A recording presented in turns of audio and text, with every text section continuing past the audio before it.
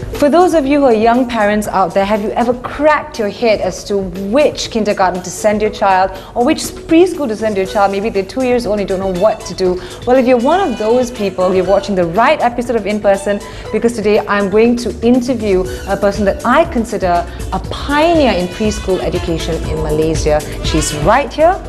Hello, I'm Dato Dr. K.H. Wang, the Group Executive Director of Smart Reader Worldwide Sdn Bhd. Well, I've been very passionate about early child education, research and development, not only just in Malaysia, but around the world. Let me take you through. Thank you. Dato, how did this idea of preschool education first enter your mind? I mean, Smart Reader is the leading franchise for preschool education in Malaysia, and it's created the landscape, so to speak, for preschool education in Malaysia. But how did this begin, Dato, for you? Well, it's more than 26 years ago actually, before I even have my own children. Okay. And my husband and I, we have been surveying around and we actually cannot find a preschool that can meet our requests and our demand. So we decided to start a preschool on our own so that we could have more time with the children and we could give them the very best that we want, and we can research on all the programs that we have around the world and to bring it back to Malaysia. So that was 26 years ago. Wow. In 1987, we started the first preschool in Damansara Heights. Oh my gosh. And it's called Strawberry Hill because it's up on the hill. And Sweet, very sweet yes, name. and 2 years later, I have my first son, and he actually grew up and had his foundation in our preschool. Wow, you're a great mama, I can already tell. And the name, it was called Strawberry Hill. Yes. And then now it's Smart Reader. So how did that transition happen as far as the name is concerned, and how did the name Smart Reader come about? Well, actually, it is a long story. When we first started the school, we only have one school in Damansara Heights, and it grew to 3 schools. And our program was so popular, so we decided to develop an English reading program, and we named that program Smart Reader English Reading Program. In the year about 1999 that we started the first franchise. I hear just now you said something about you invent these techniques. Did you invent these techniques of how you teach these students, because they are indeed unique? Yes, you know, and we have our own teaching methodology that we call it the Smart Reader Creative Teaching Methodology. Right. Is that something you That's invented or something that something you that adopted we, I perhaps would from? say, we developed. Okay. We did not adopt this from anywhere, but we developed the whole system, the teaching approach, the teaching materials, the songs, the concept, the teachers training, everything in very, very, very detailed. Okay. So it was something that is very original, that we can say it is being developed in Malaysia and exported to the whole world. On that note, how do you create a product as fantastic as this that transcends time and geographical frontiers? It's amazing the number of franchises. There are 300 centers in Malaysia, and you've even expanded overseas to how many countries? How do you do something like that? Well, I think very important is that you must believe in yourself, believe in your abilities and your potential. Have a dream, dare to dream it big, you know. And there will be people who tell you that you can't do it, it's impossible. But you have to prove to them that you can make things possible. And I would say that what we have done is to change a dime into a diamond. And why did I say a dime into a diamond? Because this preschool industry is something that people think that preschool teachers are someone that, you know, you don't have to be qualified. And if you don't have a better job to do, and if you're waiting for something good to come by, this will be a stepping stone for you to be a preschool teacher. But I don't want this to go on. So I have changed the landscape. So the teachers must be well trained. Exactly. And the teacher must be well rewarded. So in this case, now we have our own preschool teachers that have been trained in our college, SRI College, and they have a diploma level and they have a degree level, and they do earn well. So I don't want it to be that preschool education is the last choice. It's only for students who are not good in the academic studies and therefore they come in for preschool education. No, it should be the first choice. It is they chooses because they are passionate about education. Talking about being passionate about education, Yes. you know, this is such a big dream that you've built, and you have said that money is not all that important. Yes. But was that not predominant in your mind though, when your expansion has been so big that it's monumental, the returns that you get from something like that? But can you still say that money was not on your mind when you thought about this I from the wouldn't say beginning? money is not in my mind. Okay, Okay. money is not The predominant thing, Yes, though. it's not the predominant factor. What is more important is that I want to show to the world that we Malaysians can develop a teaching methodology that can make famous in the world, and we don't have to be the one to receive the teaching methodology from the United States or from Australia or from UK. We ourselves is capable of developing something good and sell it back to the West. So I've proven that that is possible. I've proven that we Malaysians are capable, Yeah. and we can do it. All we need is confidence, belief, and a big dream. But still, what you just told me, it's the whole business perspective of your plans. Yes. Passion first or money first? Dato? Passion first. Definitely. Yes, passion first. Yes, no passion, no money.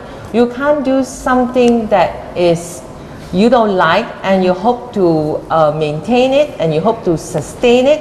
There's one very favorite quotations that I like to share is that the greatest pleasure in life is doing what you like to do best. Fantastic. Okay, we're going to take a short commercial break, and when we come back, I want to ask Dato whether there's a foolproof method to teach kids, or do you have to customize it for every single child out there? Because a lot of parents want to know this right after this commercial break. Hi, you're still watching In Person with me, Lakshmi Baker, and yes, the moment I walked into this amazing office, all I could see is gold couch. Dato is sitting. Look at that couch Dato is sitting on. Why Dato? Why the gold everywhere? Well, I just told you, it make you feel valuable and precious because there's only one you in this whole world. And I'm sure that when you walk into this room, you feel grand, don't you? I do. Actually, I already feel really good. I had to match the woman. Look at how she's dressed. I can see that you have an amazing fashion sense. Now, you look at the franchises you have, you look at your office, you look at the scale of your business right now, and you think, where do you have the time to travel and to do these amazing things, to do this shopping and all that? Time management is very important. I believe that you have to really have a balanced life. When you work, make sure that you put 100% in the work that you're doing, but you must have time to unwind and relax. So when you're going out to enjoy yourself, forget about work for the time being. Can you make actually sure put everything you behind really and- enjoy. Yes, you can. So far, I've been to about 100 plus countries. Gosh, I'm envious. Yeah, but that's not all. The world is big, so It is. you know, I need time. It's addictive, isn't it? Yes, I need time to cover as many places as I can. Talking about work, when we left off just now, we were talking about these kids, right?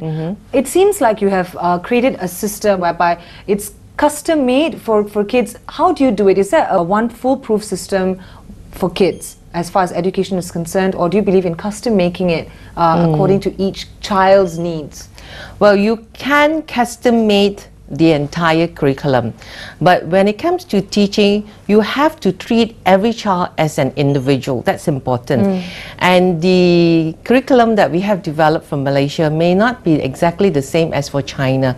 So we have to look into the culture and the demand of the people in that country. So the curriculum is something that per se that we develop for country, for the people. So you may have a child that is in class that is a bit slower than the other children. So much attention has been given to that child and not to neglect that child. That's very important. And Smart Reader caters to that. Yes, we have a very small size group, so we only have 12 children in a class. So Right. we are able to actually focus on every child in the class. And that is my emphasis, not to have 20 or 30 children in a class, Yeah. but have it a small group. Make sure we give the best to every child. That's important. What, Dato, do you think is the most frustrating thing about the state of preschool education in Malaysia currently?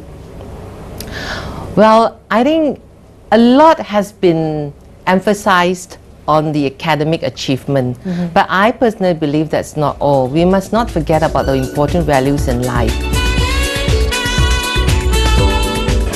Hi, so I'm in Dato Dr. K.H. Wang's center right now in Damansara Heights, and I've had the opportunity to speak to a parent. So I want to ask you, you see, I have this burning question in my head. What was your number one concern when it came to choosing the right preschool for your kid? Okay, my main concern is, of course, it must be all-rounder in terms of, you know, like build her character and all that. But must also, I mean, especially the academic parts. And then these smart reader kids, I can proudly say that it developed my daughter's communication skill. It has, you huh? know, yes. So you feel that you got all that you were looking for from the development?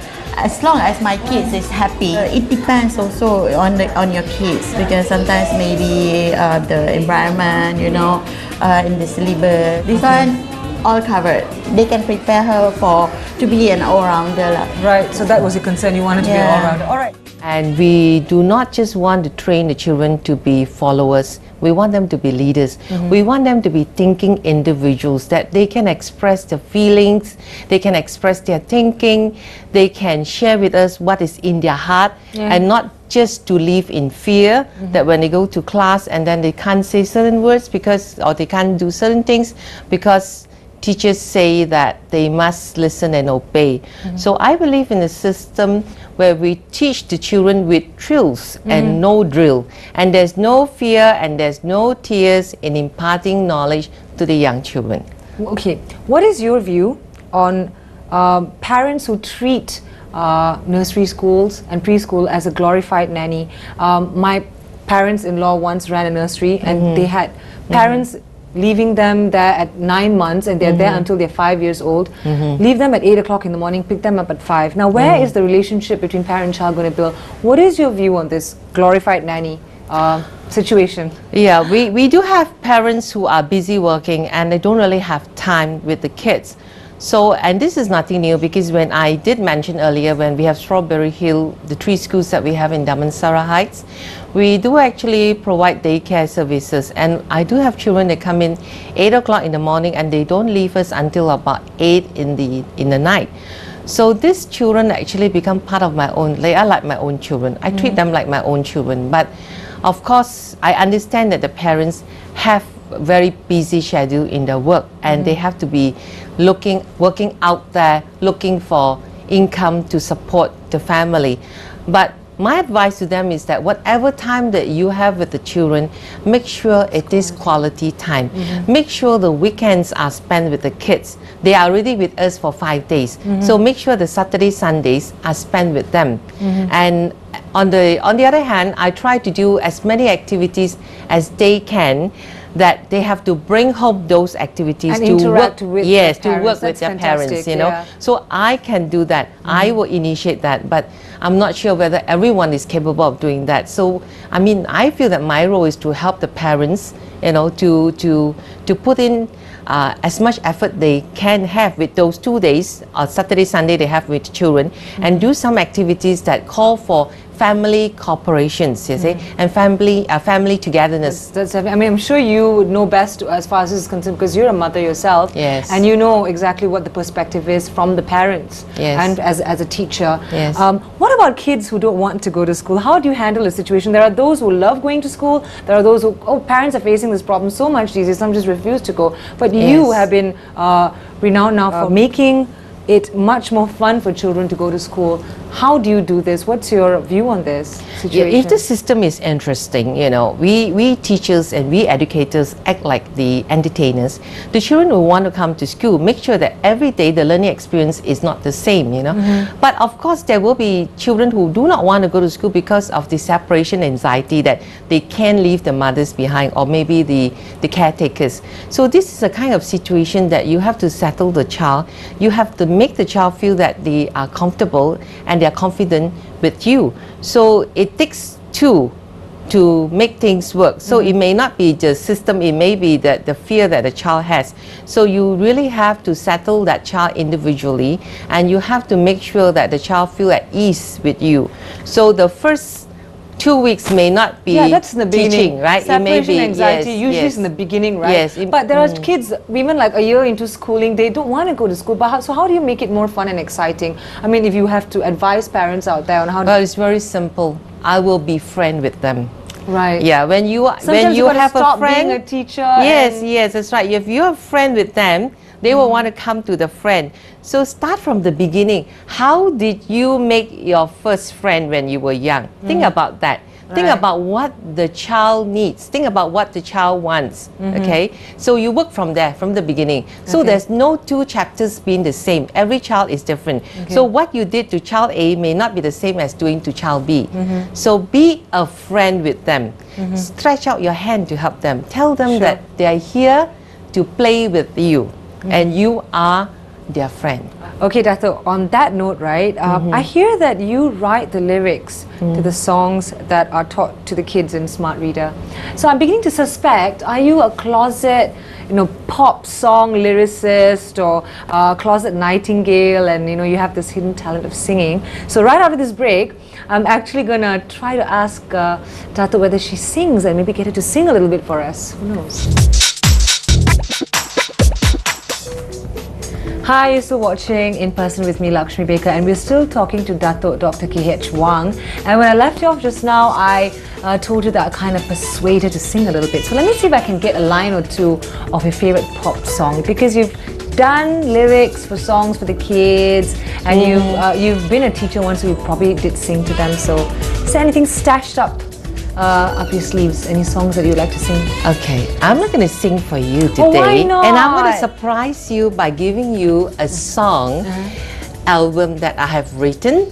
And I would like you to learn how to sing those songs. And when you next come back to But me... that's not fair, you're throwing it back at Yes, me when now. you next come back to me, you may be able to sing to me. And there are 10 songs here. Okay. And they're very, very inspiring. Okay. And this is the theme that we launched. Well, you Let's composed these- Celebrate Life. Yes, I Okay. wrote all the 10 songs. And these are for kids as well, or this is separate? No. This song is for everyone who Okay. love to live well, who love life, who wants to celebrate life. Okay. And they will know how to appreciate life Okay. and know what life is all about. Every Right. moment is very precious. Right. So that's why I said I can't sing for you, but I can teach you how to sing the songs. You're being such a that are good. teacher now. Okay, so what's your favorite song on that CD? This has nothing to do with Smart Reader, it's your hobby, and you've done Yeah, an my album. favorite one is Children of the World, because I think this is really So very how does that beautiful. go?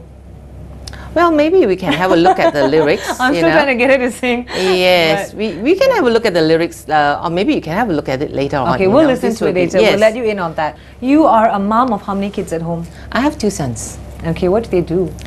My elder one is actually graduated with a master degree in management Okay. from UK. Okay. So he's back helping me in the business. Okay. And the second one is pursuing his law degree in Australia. He should be completing by next year. Right, amazing. So are any of your children going to take after this amazing empire? Well, I hope so. And they could also take it to greater heights. And these 2 boys that I have, they are actually the product of our teaching methodology. So if you have an opportunity to see my elder son, he's here with me. Of course, the second one is in Australia. Okay. Yeah, you may able to tap his personality and his talent. He seems to be the product, so to speak, of Smart Reader International. Kevin, how are you different from other kids out there being a Smart Reader product? Tell us. Well, it's a very tough question to answer. I don't think I'm very much different from a lot of people. Okay. But I have had the very good opportunity to have a very good education from a young age. I was able to pick things up very quickly. Mom says throw you 10 subjects, you get 10 A's, throw you 11, you get 11 A's. So how do you do that? I think with every mother, that's quite a bit of an over-exaggeration. Oh, is it? Yes. One of the good ways that we do help with the children in picking things up is that we break down the method of learning. So you get your basics right and you're able to build upon it. Would you say a big factor of learning with Smart Reader techniques is the fun element? Of course, And yes. that helps a lot. And is that would you say that's a key element in differentiating Smart Reader techniques compared to other techniques out there, or say what's happening in national schools? I would say so, yes. Well, I wouldn't say that fun is not incorporated in any education aside from Smart Reader Kids, but it's a very important way in how we educate the children, because the psychology is simple. If the children likes learning, they enjoy it, they do it much more frequently. They are passionate about it. They practice it, and it just builds up very quickly. What's it like working with mom? What's like working with mom? Challenging, but She's not listening, so you can tell us the truth. She's in her room. Yes, right? yes. You never know her sense of hearing. It's always much better than you expect it to be. Moms. Yes. But yeah, it's challenging to work with her. But at the same time, it's very enlightening. Right. I do learn a lot from what she does in her capacity. And hopefully I can practice that in the future as well. Dato, how was it like growing up for you? I'm curious when I meet great people like you, right? Was there anything different in the prototype of your teaching that made you decide to do this when you grow up? You know, like which school did you go to?